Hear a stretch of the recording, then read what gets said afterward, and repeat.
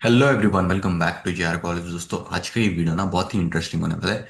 आज के इस वीडियो में तुम्हारा हिमांशु भैया तुम्हें बताने वाला है कि आखिरी के 30 दिन में तुम्हें इकोनॉमिक्स को किस तरीके से टैकल करना है।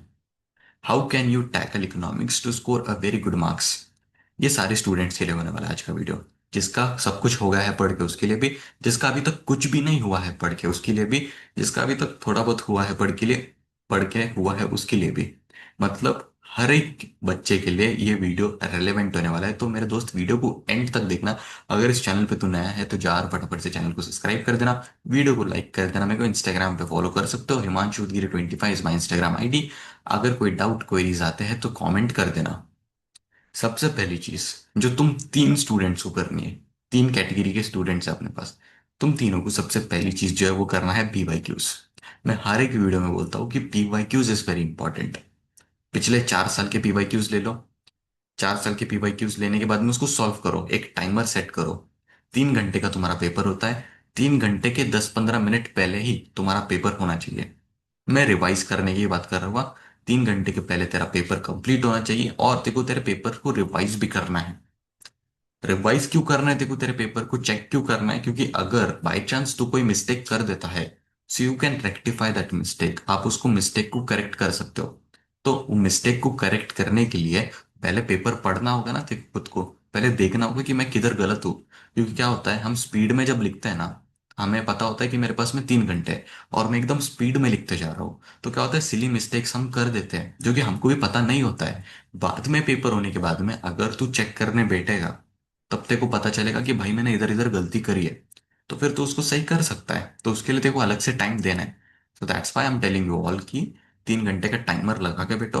एंड 3 घंटे के 10 से 15 मिनट पहले ही तुम्हारा पेपर होना चाहिए। और बाकी के जो 15 मिनट है, 10 मिनट है, उसमें तुमको तुम्हारा पेपर को चेक करना है। समझ गए? सैंपल पेपर्स, सैंपल पेपर्स भी इंपॉर्टेंट है। देखो, 2021 से 2025 तक के तुम पीवाईक्यूज कर लो। फिर उसके बाद में सैंपल पेपर्स तुमको मिल जाएंगे। बहुत सारे बुक्स आते हैं मार्केट में, बहुत सारे पब्लिकेशंस आते हैं जिसके सैंपल पेपर्स तुम लोग सॉल्व कर सकते हो। देख मेरे दोस्त, sample papers and PYQs important क्यों है? देख, कॉन्फिडेंस जो है ना, सारा गेम कॉन्फिडेंस का होता है। अगर तूने सब कुछ पढ़ भी लिया है बट एग्जाम में तू क्वेश्चन को प्रॉपर तरीके से अटेम्प्ट नहीं कर रहा है, आता हुआ क्वेश्चन भी तू गलत करके आ रहा है, तो कॉन्फिडेंस तेरे में कम है। अगर तू सैंपल पेपर्स एंड पीवाईक्यूज कर लेता है तो तेरे अंदर एक कॉन्फिडेंस आएगा। जब भी तू तेरा बोर्ड एग्जाम का पेपर सॉल्व करने बैठेगा, तो तू ये देख पाएगा कि जो मैंने questions PYQs and sample papers में करे थे, ये तो सेम बोर्ड एग्जाम में है मेरे, तो इसे मैं आराम से लिख सकता हूँ। तभी कॉन्फिडेंस आएगा। सैंपल पेपर्स एंड पीवाईक्यूज से तेरे को एक्चुअल कॉन्फिडेंस आएगा। टाइमर भी तू लगा के करेगा ना, तो प्रॉपर तेरा कॉन्फिडेंस आएगा। अगर कॉन्फिडेंस नहीं है तो डायरेक्टली जाके बोर्ड एग्जाम का पेपर लिख रहा है, तूने सब कुछ पढ़ दिया है, सब कुछ पढ़ने के बाद भी तो पेपर लिखने जा रहा है, पेपर में देखो जो क्वेश्चन है सामने, जो क्वेश्चन दिया है वो फिर भी तू लिख नहीं पा रहा है, मतलब तेरे में कॉन्फिडेंस कम है। सैंपल पेपर्स एंड पीवाईक्यू से तेरे अंदर वो कॉन्फिडेंस जनरेट होगा। समझ गए? बढ़ते आगे, इंपॉर्टेंट क्वेश्चंस, इकोनॉमिक्स के इंपॉर्टेंट क्वेश्चंस मैंने पहले से दिए हैं, वो तू रेफर कर सकता है, उसको तू बार बार रिवाइज कर सकता है। अभी देखो, बहुत सारे बच्चों का मेरे पास में डाउट आता है कि लॉन्ग आंसर हमें याद नहीं रहता है। लॉन्ग आंसर को याद करने का एक बेस्ट टिप देता हूं मैं।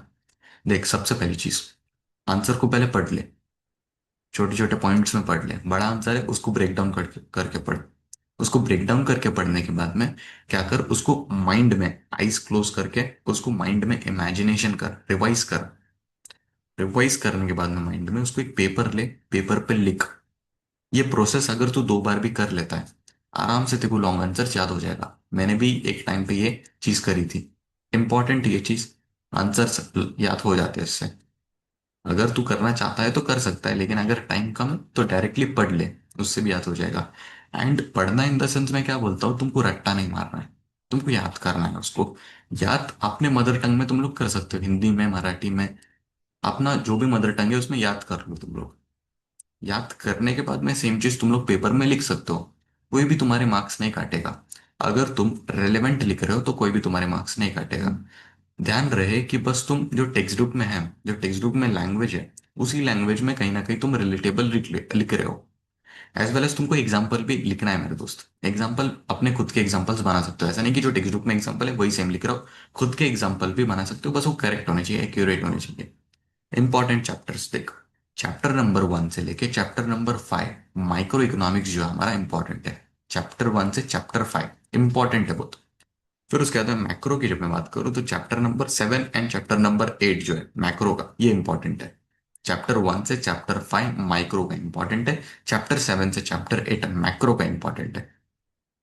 ये दो चैप्टर्स मैक्रो के और बाकी के जो 5 चैप्टर्स माइक्रो के, ये इंपॉर्टेंट है बहुत।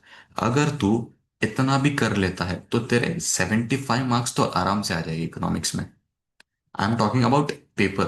पेपर में 75 आ जाएंगे, इंटरनल में और 20 मार्क्स। 90 to 95 मार्क्स तेरे आराम से बन जाएंगे अगर तू इतने चैप्टर्स करके जाता है तो। समझ गए?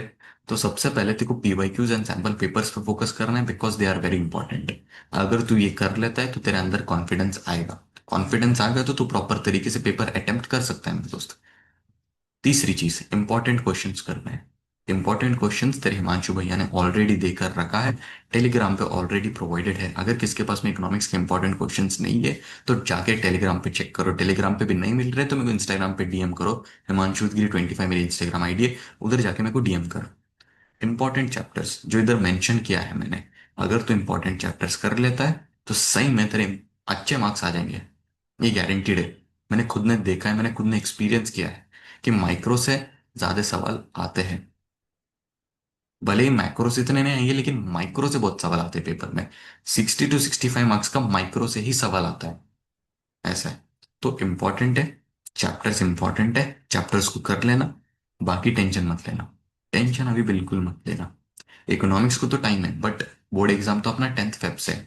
देख मेरे दोस्त, टेंशन मत ले। हम जो सोचते हैं ना कि बोर्ड एग्जाम है यार, बोर्ड एग्जाम है, वो बात सोच सोच के हम टेंशन लेते हैं। और कि 4 दिन बचे, 5 दिन बचे, 10 दिन बचे, 15 दिन बचे, टेंशन आ रहा है। देख मेरे दोस्त, कोई भी एग्जाम लाइफ से बढ़कर तो नहीं है ना। तेरी जान से बढ़कर तो कोई भी एग्जाम नहीं है ना। तो समझ, लाइफ की इंपॉर्टेंस को समझ, हर एक मोमेंट एंजॉय कर। ठीक है, पढ़ाई भी करना है हमें, बैलेंस होना चाहिए। एंजॉयमेंट एंड पढ़ाई के बीच में बैलेंस होना चाहिए। अभी सिर्फ और सिर्फ पढ़ाई में लगना है।